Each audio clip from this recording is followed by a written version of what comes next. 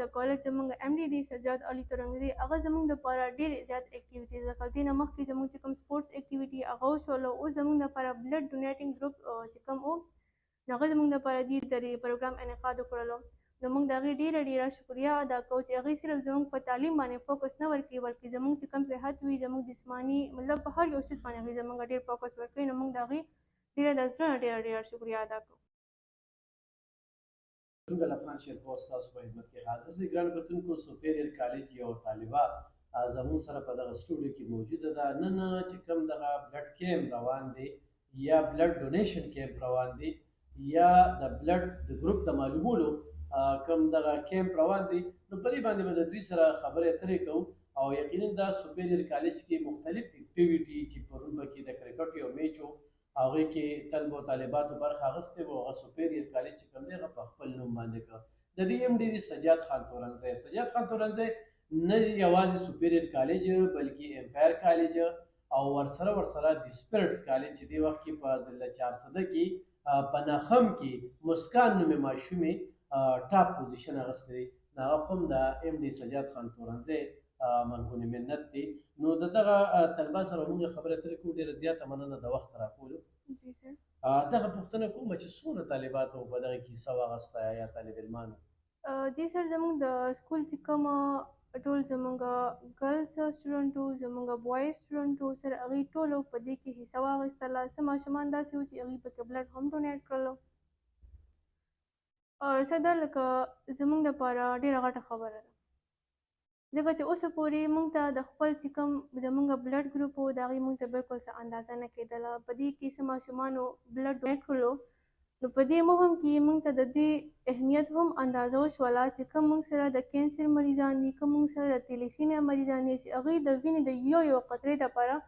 څومره تکلیفونه دغه کوي نو موږ سره په دغې باندې د خپل وینې او د خپل دغه ډېر احساس پیدا شولو. تاسې ګڼئ لکه اوس سیکنډ ایئر ته رسېدلی او تر دې وخته پورې د بلډ ګروپ دلته طالباتو ته نه معلوم نو یعنې دا ماضي کې هغه غلطۍ ګڼئ چې په کار چې هغه سکولونو جی بالکل دا زموږ د کومه چې زموږ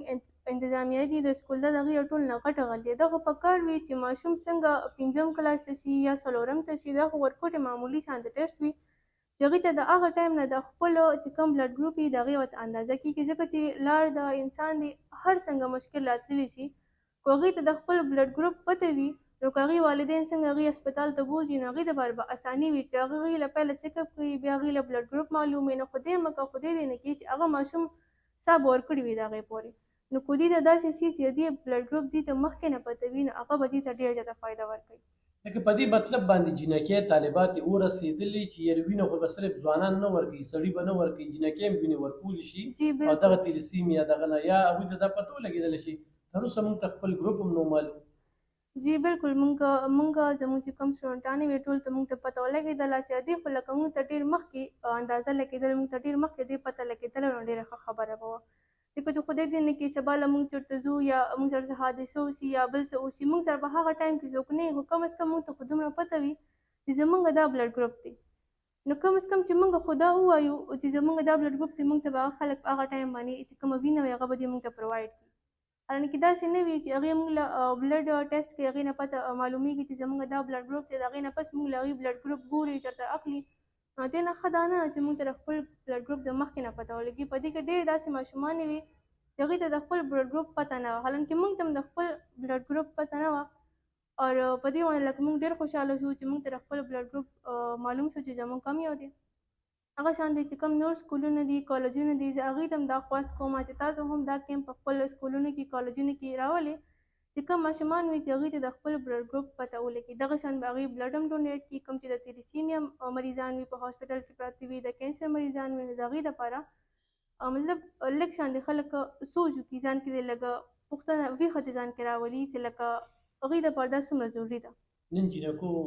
بلډ ورکړ او جی بالکل جینکو هم بلډ ډونیټ کړلو ورسره چې زموږ کوم د کالج بوایز او ګرلز هغوی ټولو کې داسې ماشومانو چې هغوی بلډ ډونیټ کړلو جی بالکل سر. ډېره زیاته مننه کوم د وخت راکولو ډېرې مهمې خبرې مو راسره شریکې کړې. ګرانو کتونکو دا د سوپیریئر کالج یوه طالبه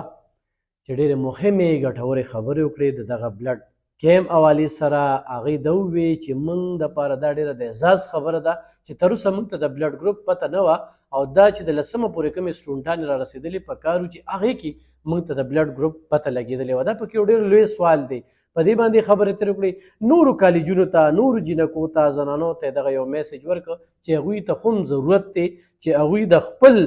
بلډ ګروپ معلومات وکړي او په ایمرجنسي کې بیا خلکو له وینه ورکوي. په دې موقع باندې ایم ډي سجاد خان تورنزی سره هم زموږ خبرې اترې وشولې او هغه د نور حسین ډېره زیاته شکریه ادا کړه چې د هغوی په تعاون سره زموږ دغه سټوډنټانې دوی ته چې کوم دی نو دغه خپل بلډ ګروپ پته ولګېدله. دوی چې کوم دی نو خون یعنې وینې ورته ډونیټ کړه. نو دا ډېره مهمه خبره ده. انشاءالله وختن په وختن باندې به د سوپیریر کالج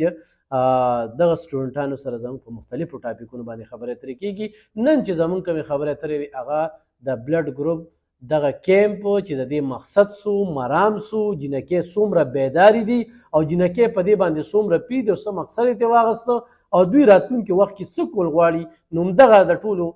مرام چې موږ به هم راتلونکي مریضانو ته تلیسیمیا مریض دي، د کینسر مریض دي، هغوی ته به وینې ورکوو. ډېره مننه، خوشحاله